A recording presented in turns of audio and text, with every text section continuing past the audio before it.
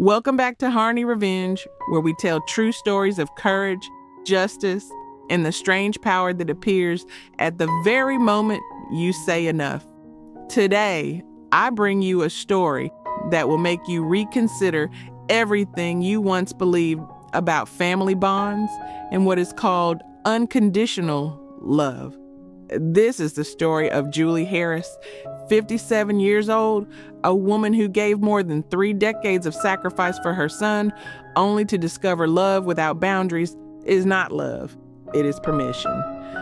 To refuse permission equals the beginning of respect. And when Julie reached the final boundary, she did not only strike back, she freed herself. If you have ever been taken for granted by those you love, if you have ever wondered whether you were too generous or too forgiving, this story is for you. Julie's journey from a mother accustomed to apologizing to a woman who redraws the boundaries will remind you that it is never too late to demand the respect you deserve. Before we begin, if you believe that everyone must be held accountable for their actions, press like. If you want to hear more stories of ordinary people who discover extraordinary strength, subscribe to the channel and turn on the bell. Your support helps us continue to tell living testimonies of resilience and justice. And now let us step into Julie's story. Ting.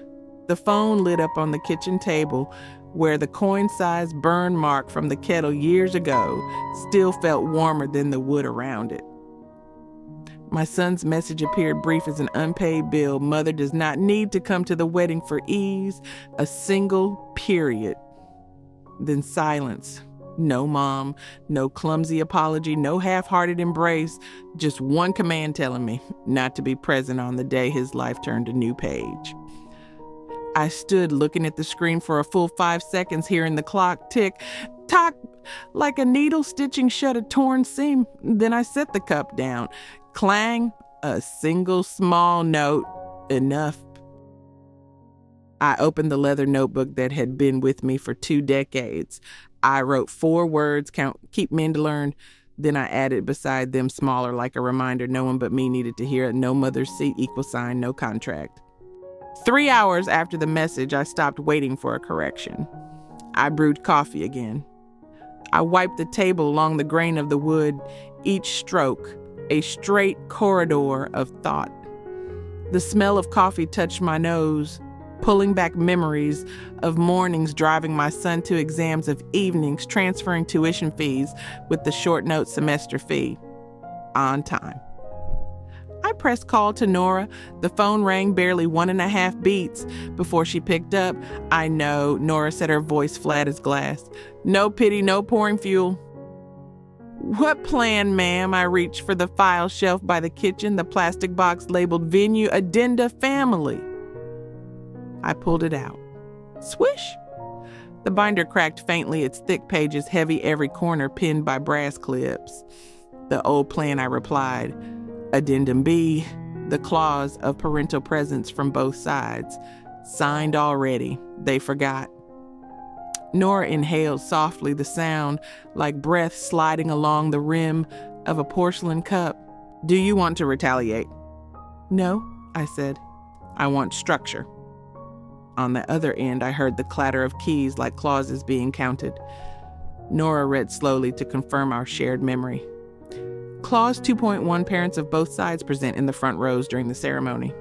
Clause 2.3, violation equals conversion of benefits. All agreements of exemption or reduction lose effect. Deposits and payments already made may be redirected into the agreed category. This is the correct binder, is it not, ma'am? The correct binder, I said, my eyes already resting on the red seal thock from the signing in spring. With the email record confirming it was red, the planner replied, understood. Good, Nora said. In which path do you want first, soft notice or hard action? Soft once. Hard right after if needed, I replied. I took a sip. Bitter on the tongue, sweet yeast at the nape warmth sinking into the bones, 3 phases as clear as 3 procedural steps. Ting. The hour hand fell on a perfect mark. The metallic sound dropping into the kitchen like the period at the end of a sentence. I did not call my son. I called Carolyn, the keeper of schedules, for every front that required paper and light. I hear you, Caroline. So I could picture the snap of a clip locking into a binder the moment she answered. Tighten the venue contract library, I said. I need a clean copy of Addendum B, the scanned version with seal, and the DocuSign log envelope ID timestamp confirming IP. Yes, Caroline replied. Click the tray of some scanner just shut. I see the envelope ID here with the counter signature of the venue manager and the red email from the planner at 10:42 the morning of signing. I will compile it into Exhibit A for you. One more thing, I said. Check the cap table of the venue company, the signing representative, the scope of fee exemptions, and the conversion clause upon violation. Understood, Caroline said, her voice shifting into procedure mode. I will send the digital version first, the hard copy this afternoon. Do you prefer courier or pickup courier? Sealed, I replied. I hung up. Click. The clock still tick-tocked like a needle pulling threads sewing the edge of a tear. I opened the folder. Family communications, reread the old chain of messages, meals reminders, those structured fragments of affection. I stopped at a photo of my child at 10 years old, clutching a scraped elbow, looking up for bandages. I folded the photo, left it inside the sleeve, not to be used as hostage for adult emotions. The phone tinged the planner's assistant wrote, "We will send the new seat map tonight. Because of live stream, we propose a logistics area for you to avoid drama." I looked at the word avoid as if it were a soft verb misplaced in the sentence. I replied with only one line. Drama is when documents are forgotten. Ease is sitting in the seat, already signed. I took a photo of Addendum B, circled Clause 2.1 in red, and sent it along. No emoji, no tone, only paper. In the kitchen frame, the kettle had stopped boiling. I washed the cup hot water, rinsing the glaze ring. Clang. A small metallic note rang out, neat round. I heard it as an order moved by paper stand and light. I placed the file into a clear plastic sleeve, locked the front with a thock of the binder clip. Everything had settled into its groove. The rest was only to push forward until the mark was reached. Tang. I spent 12 years holding the roof over my child's life, not with stories told, but with documented proof. I had a habit. Every expense for the one I loved was placed into a precise memo line. My bank knew those entries by heart. Dormitory semester, transit card, quarter insurance, premium book advance, to be reimbursed, medical checkup, copay. Each line was like a stitch reinforcing the hem of the future's garment. On nights when he worked late shifts, I cooked soup, poured it into a steel bottle, message left by the porch, then went to bed on time. On internship days, I repaired his leather shoes, oiled the zippers on his backpack. When scholarships delayed, I transferred stipend bridge 14 days. I did not tell because adults record, not boast. In the file cabinet, there was a binder labeled Family. Support. 12 wides, colored tabs, dividing years, semesters, insurance, transport, medical. Open swish. The papers lay flat, invoices, receipts, confirmation emails, statements. Paper does not flatter, nor does it lie. That is why I trust paper more than words. His first apartment was as thin as paper. The ceiling leaked in rainy season. The walls echoed the footsteps of others living above. I brought 3 old rugs of mine layered too thick so the shoes above would pierce less into his nights. I replaced the rubber seals at the door, fixed a draft stopper. I taught him how to read a lease, the deposit clause, the notice period, the wear and tear section. This is because love is not paying everything, it is teaching how to pay rightly. He nodded. I returned to my own home, leaving the emptiness in his new place to learn how to fill itself. When he introduced the other family for dinner, I smiled, cooked a fine meal. I set the table for 4, left the silence for the young couple to speak. I did not ask, how many shares does your family own? I asked, what sounds do you want on your wedding day? They said water friends' voices, background music. I nodded. Then I placed on the table the document, the venue rental contract of the holding company I own. I never hung my name outside the door. I hung standards in the paper. The terms were simple: the ceremony free of charge, solemn punctual, the condition both parents present in the front row. The ceremony not naming anyone beyond bride and groom, no public apology read in place of private dialogue. I reminded them of conditions, they nodded. I reminded them of document they signed, THOC. The red seal was placed down in spring dry, needed ink releasing a faint metallic taste on the tongue. Caroline sent the countersign from the venue. DocuSign returned the envelope, ID, and IP. Everything moved through proper channels. I clipped the contract into exhibit venue, labeled it Addendum B, Parental Presence. Beside the clause, I penciled, a note force majeure does not include family drama. Half jest, half truth. In the middle of summer, the wedding moved into motion, menu tastings, table layouts, timeline. I stood outside their camera inside my document. I asked only one question, clear enough until now: are all conditions in addendum B intact? The planner nodded. The confirmation email, understood, dropped into my inbox with a soft ting. By autumn, the assistant of the wedding planner sent me a file seat map. Final ting. I opened, looked closely. They placed teachers, close friends, uncles, and aunts. I recognized everyone, so I set myself. At the bottom edge, a note code to the point of politeness: mother of groom. If attending, stand in outside area, avoid camera. The phrase avoid camera pulled my hand back into a corner without a chair, as if the presence of a mother were a media risk. I did not call immediately. I took a screenshot. I drew a red circle around clause 2.1 in addendum B. I attached the seat map final into an email to Nora and Caroline. Subject: non-compliance with addendum B. Your request to prepare response plan, content 15 words, no exclamation marks, no emojis. Nora replied 3 minutes later, her opening sentence without adjectives. Addendum B signed. Do you hold the original I hold? I typed it back, then went to wash the cup. Clang. A neat round metallic note fell against the rim of the glaze, a habit each time I made a decision. While the dishwasher hummed, I opened the binder of the sophomore year tuition receipts, a letter of thanks from the faculty for on-time payment, an insurance upgrade contract for dental and vision because he needed urgent glasses. I skimmed through the internship year monthly, Carly's flight ticket home for grandfather's funeral. I paid the difference because it was last minute.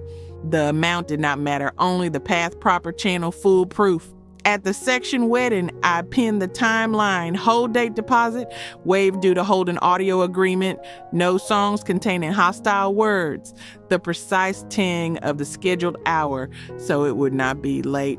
At the end, addendum B, bold line, parental presence, equal sign, condition precedent. I underlined it twice. I saw clearly free service was not a favor, it was a condition. Violation converted benefits. The consequence needed no loud words, only the document carried to its destination. The phone tinged again. The planner's assistant sent an alternative proposal. Because of the live stream, we request to place the groom's mother in the logistics area, both convenient for support and easing pressure for the bride. I read aloud the phrase, easing pressure into the kitchen, quiet as a library, to hear how those words broke in the air.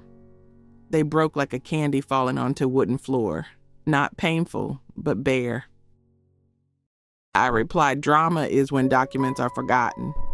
Ease is sitting in the seat already signed. Attached addendum B, circled, clause 2.1, sent. Whoosh. Caroline called immediately, her voice firm. I have extracted the DocuSign log. The planner's IP open signed confirmed. I have also drafted a compliance reminder, objective tone, highlighting the consequences under clause 2.3. Allow 48 hours of soft. I said, after that shift to hard. Understood, Caroline replied. I heard a snap. Perhaps she clipped the binder into a new exhibit seat map Non-compliance. I hung up, opened the window. The wind carried in a speck of light, suspended then falling. I pulled out a chair, my hand resting on the table where the coin burn still felt warm. I thought about the lie at 410. It always landed in the right place, touching the burn circle like a seal made of light. A wedding too must place things rightly. The mother's chair is not a pedestal, only a condition precedent already read, understood, signed. Ting. The minute hand touched a small mark. I closed the binder swish and placed it on the shelf. Clang. The spoon touched the glaze so gently, a signature note of the afternoon. I had no intention of ruining their day. I only intended to keep the structure so they would learn respect, condition, consequence, choice. This story did not need a long apology. It needed either the right chair or the right contract. And I, the mother who gave 12 years, would let paper and light speak for the heart. The planner's assistant called her voice sweet as a dessert heavy with cream, sweetness not meant to be eaten but to cover bitterness beneath. I placed the phone on the table, turned on speaker, wiped the glass as I listened. Ma'am, because of the live stream format, we temporarily placed you in the logistics area to avoid drama. A sentence rehearsed many times, spoken lightly like a refrain meant to prevent waves. But the waves did not come from her tone. They came from its content. Avoid drama. By erasing the mother from the seat map, I asked, voice neither high nor low. The line went silent for a beat. That silence stretched like a vacuum enough to hear keystrokes clacking and a half smile pretending to be clever but exposing clumsiness. Yes, your daughter-in-law mentioned, the family already discussed. Everyone wants it gentle. I turned off the faucet. Tap. The last drop fell into the sink. I watched the swirl of water spin into the drain, circling, repeating, then vanishing, no different from family meetings round recurring, disappearing. I inhaled, then spoke my sentence clear, not bitter, gentle as sitting in the seat already written on paper. Sorry, review addendum, B. I hung up. Click. Moments later, the phone tinged. A rushed message arrived as if speed could replace honesty. We are sorry, but because of the program structure. I did not read further. I opened the contract folder, chose file addendum B, dragged, dropped into the message box. One line signed on. Clause 2.1. Both parents present, and I sent it to the planner, my son, and the other family. No emoji, only a complete clear list of recipients, leaving no one out. I added no words, no explanation, no debate, because sometimes a signature on paper carries more weight than thousands of hollow promises. Paper does not flatter nor betray. I remembered the day of signing the venue contract. I had stood in the large conference room, white light pouring from the high ceiling, the long table covered with silk. The representative read each clause, voice steady. I did not interrupt, only nodded, but in my hand I wrote carefully, Clause 2.1, both parents present. I added nothing, subtracted nothing. I believed in the consequence of choices and in documents. For 12 years, I had paid tuition-laid rugs in his first apartment, so footsteps above would pierce less into his nights. I had kept nothing for myself but receipts and transfer emails, all with neat content, dormitory, transit card insurance. That was how I loved, not loud, not demanding, only leaving traces on paper. Yet today, a single phone call could erase my chair. They thought gentle meant pushing me behind the logistics curtain, but that gentleness was a dull knife, cutting without severing, only bleeding slow. I sat at the table, opened the contact list, scrolled through each name planner, son, daughter-in-law, future in-laws. I marked them all, pressed send. The message shot out across distance like an arrow tied with silk thread, fragile yet sharp. I imagined them receiving its screen, lighting up eyes briefly unsettled, then silence. No further explanation was needed, because in some moments, silence is the strongest reply. My silence was my presence. My chair, written in addendum B, could not be erased by hurried keystrokes. They might think I was stern, but in truth, I was only doing the one thing I believed, keeping my place. Not to boast, not to crave spotlight, only to claim what was right, a cheer on the day my son turned a new page of life, a cheer, no more, no less. I knew that day the camera would sweep past, people would see me, perhaps only for seconds. But those seconds for me were 12 years of saving each receipt, each soup bottle left by the porch, each night waiting for him home safe. One chair was enough to gather all those memories and sit quietly in the dark watching the light fall on the son I had raised. Someone wanted to erase my seat from the map, but no one could erase my ink from the paper. After sending the message, I put away the phone. I returned to my kitchen, the smell of freshly brewed coffee spread across the room. Outside the window, the trees rustled leaves, brushing, sounding like small applause. I smiled a little. Life sometimes does not require fighting for a seat, only knowing how to keep the signature. I poured the coffee, placed the cup on the table, sat still. I thought of the day of the event. I would wear a light blue Audi, not extravagant, but pressed straight. I would sit in my chair. When the program began, I would need no introduction, no apology. I would need only the truth, both parents present, no good clause 2.1, signed on. That chair belonged to me. At noon, sunlight poured onto the street like shattered mirrors, its broken shine spilling across the facade of Aurora Properties. I stepped inside, the glass doors opening to the scent of freshly polished leather mixed with the vinyl smell of lobby chairs, blended with the steady hum of a photocopier upstairs. The office space was not loud, but it had its rhythm, the rhythm of those who live by paper seals and signatures. I walked straight to the records room. My hand touched the steel shelf, cold and firm, stacked with folders thick as 5 rainy seasons. Swish. A heavy binder slid out, labeled venue agreements, standard Duryard's family addendums. The name itself sounded like a road already marked with lanes waiting for footsteps. I ran my fingers along the spine, smiled faintly. That all the family has already decided. The planner muttered this morning were winds at the door. Here, paper was the root.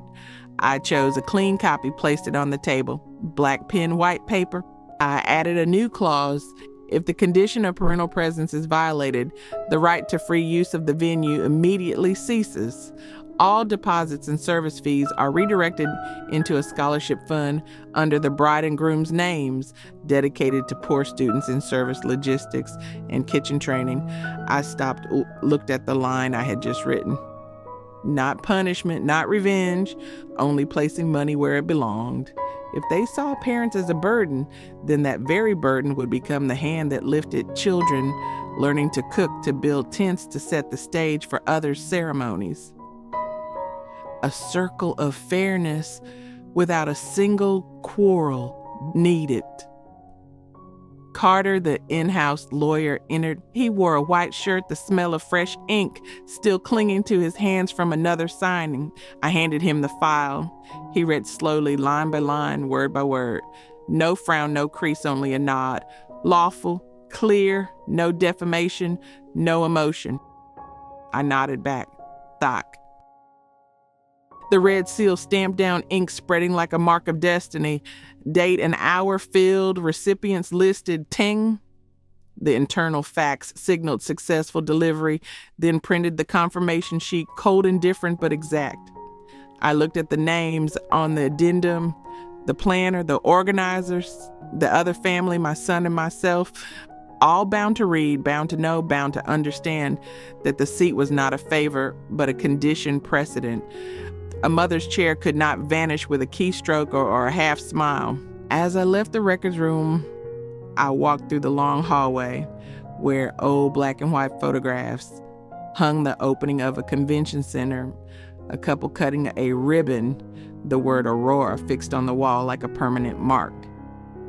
Each image reminded me that I was not just a guest in this story. I was the one holding the key, the one who laid the foundation. Outside, the noon sun blazed. I shielded my eyes, thinking of the wedding day. If they intended to erase my seat from the map, then that very map would erase itself. No chair for the mother meant no venue for the ceremony. The wedding hall would become a dining hall for poor students.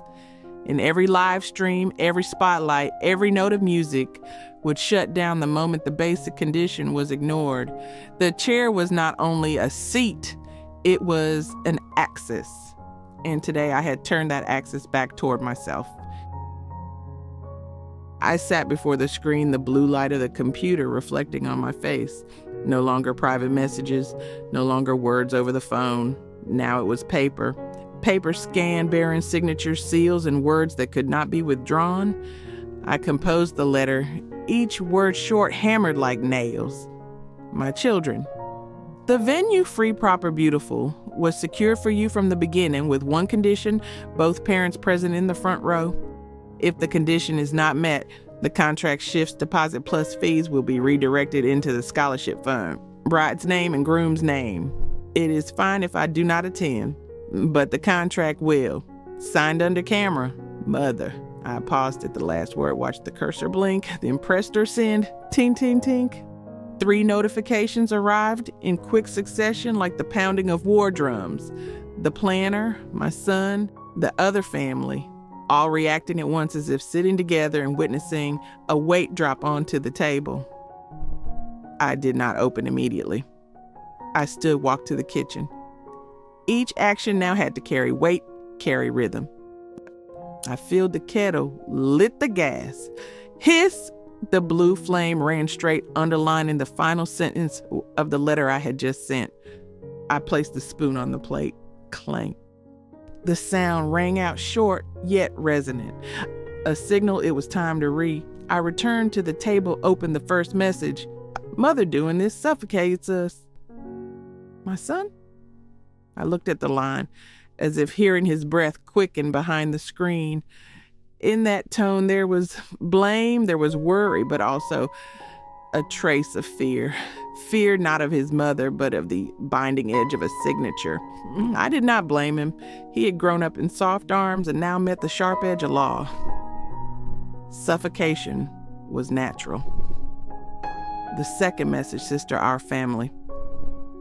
The elders find it hard to travel. The bride's mother.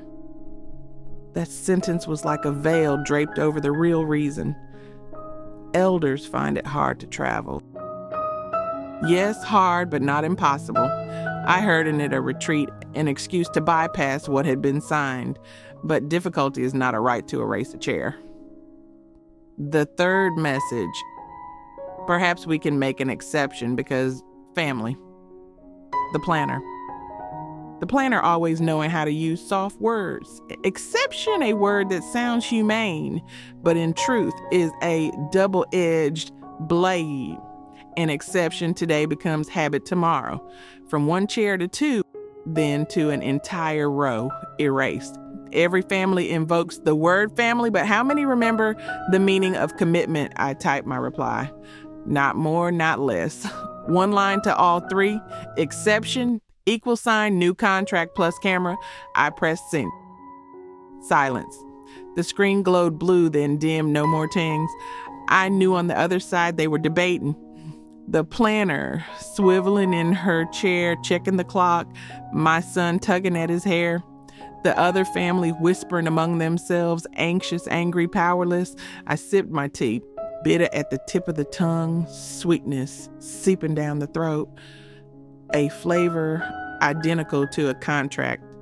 Hard to swallow at first, but in the end, it is what keeps the game balanced. I thought they might believe I was too rigid, but in truth, I was only holding to the clause. I did not force. I only opened a door with 2 exits, one both parents seated in the front row. 2, the money redirected to the scholarship fund. Both paths were exits, but only one preserved dignity. I recalled the moment Carter stamped the seal. Lawful, clear, no defamation, no emotion. Exactly, no emotion. Tears, laments, sweet excuses all pass away. What remains is the signature and the camera. Whoever dares sign under the lens, that is what becomes real. I closed the laptop set, the teacup down and leaned back. Outside, a great cloud drifted, blocking the noon sun. Shades spread across like a stage curtain being drawn. I knew a new play was about to begin. And I, with addendum B in hand, had already placed the first piece on the board. The meeting room glowed white fluorescent light falling onto the flat, cold glass table. The chair of the presiding seat I left empty for the first 5 minutes, a test of silence. Everyone was present, my son face taut but trying to appear calm. The bride eyes darkened from many nights of arguing. Her mother fingers interlaced so tightly her nails pressed marks into her skin. The planner with a colorful seat map spread before her. The venue representative hunched eyes cautious. Nora's secretary notebook open, Carter lawyer recorder on. A small camera blinked red, signaling everything was being documented. I entered. The chair creaked as I pulled it out. I did not look around, only placed my bag down, opened the file, and sat. All eyes turned. My son spoke first, voice forced soft as though soothing a storm. Mother, please do not make this big. People will talk. I looked at him, neither blaming nor pitying. I am not making it big, I replied. I am placing paper in its proper place. The air sank. The bride's mother leaned forward, her voice trembling, yet trying to keep conciliatory. For family's sake, please grant an exception. We erase that condition, replace it with a handwritten letter, a promise to respect you. Before I could answer, Nora lifted her head, her voice steady each word like typewritten ink, handwritten letters. Law does not process with handwritten letters.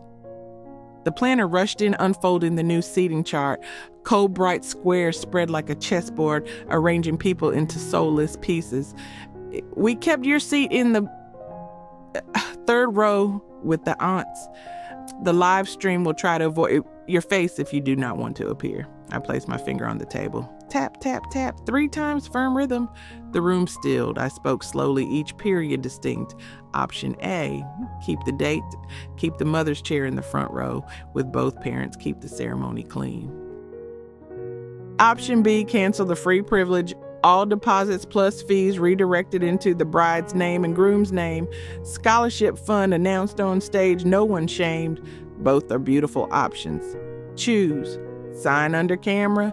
No one spoke. The room became like a giant aquarium. Everyone seated inside silent. Only the low hum of the air conditioner audible. Nora tapped her pen against her notebook. Tap. A low beat, somewhere far away as if from a basement kitchen. A tang sounded the half hour. The bride lifted her eyes to me. There was no hatred in them, only exhaustion, like someone who had rowed against the current too long. Where will you sit? I replied, voice light, yet sharp as a thin blade. The last row, if you choose option A. I am the mother, not the stage. The planner exhaled, shoulder dropping as if escaping a storm. My son bowed his head, his shoulders trembling slightly. The bride's mother glanced from Nora to me. If we choose, what is written on stage? I closed the file, rested my hand on it. Only the scholarship fund, your 2 names, and no mention of conditions. If B the same, no shaming. Structure. Carter pushed the papers into the center of the table. The swish of sheets spread across the glass. He pressed the seal. Thok. The red mark bled like a final hammer stroke. The bride hesitated, then spoke firm. A. My son, after a half beat heavy enough to hurt, also said A. Nora recorded her voice dry as ink. Option A. Signed. The sound of pens signing fell like axes into wood swish. Swish. Each signature a cut that could not be undone. I lifted the spoon, placed it on the plate. Clang. The sound rang clear, neat, sealing the moment. The wedding would proceed by law, by boundary. The wedding unfolded beneath bare trees of the year's end. The cold sky stretched clear like a thin sheet of glass drawn tight against the wind. I arrived on time, sat in the last row, as promised in the meeting room. The wooden chair was a little stiff, but straight, exactly like the lines I had drawn from the beginning. No drift, no deviation. I wore a black dress straight as a seam line, with old shoes that had carried me through 3 board meetings. Each worn mark on the soles reminded me that every step bore the memory of keeping rules. I did not search for the camera. It did not matter whether the lens turned or not. I only watched the hands of the 2 children as gold rings slid over trembling knuckles, then tightened. In that moment, all words were redundant. The master of ceremonies held the microphone, his voice clear, unembellished. The bride's name and groom's name, scholarship fund for students of logistics and service, co-founded by both families, will sponsor 5 grants each year. Today, the fund is launched. That was all. No sacrifice, no endurance. No one rose to play the part of compassion. The bold print in the contract had now become spoken words before the guests. My presence did not need spotlight. It resided in the structures, in the clauses already signed. The applause came slow but steady, like waves pressing onto cold sand, not loud but enduring. I looked at the bride, her eyes wet, not from a ruined plan, but because meaning had just been placed down firm like a seed into frozen soil. My son turned his gaze, meeting mine across the rows. He gave a small nod, awkward but genuine. I nodded back barely, like a falling strand of hair.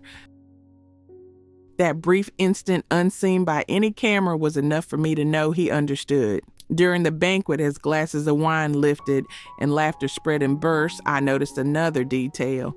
A woman in beige walked past, pulling my son toward the stage corner, whispering. I could not hear the words, but I saw the glimpse of a wrist beneath her sleeve, a rectangular watch face, scratched at the edge in the shape of a hook, a sign like an invisible signature. I did not ask, did not intrude.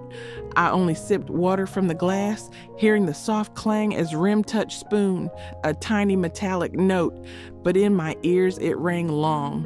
The banquet passed. No fireworks bursting into the sky, no lengthy praises. Everything unfolded, neat on time by structure. People ate, spoke, laughed, but no one mentioned drama. Each moment seemed sealed in glass, untouchable, unbent. At the end, the master of ceremonies read one final line. The families of the bride and groom thank the venue owner for keeping the condition and keeping the date. A simple sentence, unadorned, yet inside my chest it echoed like a hinge freshly oiled. The creak of long years vanished. No more silent cries drowned out. Only smoothness remained. I rose. The chair gave a soft sound. The black dress brushed the floor. No one saw me off. No one stopped me. I walked straight to the gate beneath the bare trees. Night had fallen, yellow light spilling over the gravel road. I heard the rhythm of my heels steady, neither fast nor slow. That night, back home, I placed the shoes by the door, washed my hands under the tap. The last drop fell tap. I looked at my bare hands. No rings, no bracelets, but lines that could never be erased. I thought this was not revenge by words, not by rage, but revenge by standards. I did not need to shout to be seen. I only needed to hold the boundary and let others step in, realize for themselves. And for the first time in years, my throat was silent, yet no longer cried. I returned home when night had fallen. No more applause, no more clinking of glasses, only the sound of wind brushing against roof tiles, murmuring. I hung my dress on the rack, walked straight to the bathroom. Warm water streamed across my shoulders, each drop soothing the tightened veins from a day of confrontation. The kitchen still breathed steadily. The refrigerator humming like a slow, steady heartbeat, never hurried. I placed the porcelain cup in its familiar spot where the circular burn mark lay like a coin. Clang, a neat note, then tang, the wall clock fell into its familiar mark time, flowing like a reminder the day had ended. I opened the leather-bound notebook, its paper yellowed with age. The pen slid slowly, leaving 4 new lines beneath the old, like a summary of the entire battle. Boundaries, our love written in ink, not in tears. Exception, =, new contract, plus camera. The best revenge is good standards. Mother sits in the last row. The right to the front row belongs to the paper. I stopped to place the pen down, each line a milestone, needing no raised voice, no flourish, only to be written and sealed. The next morning, the screen lit up an email from the planner. I opened it. The words were not long, not defensive, not evasive, only this: Mom, we learned much from Addendum B. We will include parental presence as a standard clause in the template. I sat still, read it twice, and nothing more was needed. I smiled. Clang. A small note dropped into the air. Not to win, not to defeat, but to let order return to its place. Paper had done the work for me. By noon, my son wrote. The words appeared awkward but sincere. Mother, thank you for sitting in the last row. I will reread Addendum B each anniversary, and I will book a table for you next week. No cameras, only structure. I apologize. I learned. I read slowly. Each word felt like a stone placed upon water. No excuses, no cries of being suffocated. Only 3 beats: apology, learning, keeping. I replied with 4 words: bring the notebook. I bring the spoon. A meeting, yet also a structure. We would sit together, no lenses, no planner, only paper and spoon, like 2 instruments, keeping time for a family symphony that had gone off key too long. In the afternoon, the inbox lit again, this time a PDF. Title fund, bride's name and groom's name, charter level why. I opened it. Pages appeared, clauses neat, short in place, no excess, no embellishment. Each line like a chair set correctly in the seating map. At the end of the charter, 1 sentence italic like a ting, falling exactly on its familiar hour. This is a fund to remind the young that peace does not lie in erasing the mother, but in keeping parents in their place, as the paper wrote, as the light chose. I closed the laptop, set the cup on the table, clang, the sound clean like a period sealing a long chapter. I knew from that day on, whenever someone began with the family's sake, I would not rush to believe. I would ask the paper, is family a condition or an excuse if a condition sign? If an excuse scholarship fund. And in the silence of the kitchen, I saw clearly no exception stands taller than structure. No revenge is gentler than keeping standards. And no chair is safer than the one written in ink last row or first row. It is right as long as it is rightful. I thought the night would rest, but ting. The screen lit, a push line appeared, a live podcast. The host's smooth voice, beige shirt in the avatar. Some elders love power more than peace. The voice cut sharp, released into words. I did not listen further. I pressed stop. I washed the cup. Clang. The metallic note rang clean like a final seal. I dried it, hearing the soft swish of cloth, a fold, small but firm. In the night, as the city outside sank under scattered yellow light, 2 messages came. Nora sent a link, scholarship fund registered. Beneath it, the red seal thocked like a hammer of confirmation. Carter wrote briefly, recorder recorded. Everything filed, everything witnessed. No more to debate. I did not like. I added no icon. I was silent. I only pulled the notebook close, closed it. The leather cover gave a soft snap like the closure of a completed file. Outside, the wind still moved through bare branches. Inside, my kitchen still breathed steady. And I knew all noise would fade like smoke, but paper would remain.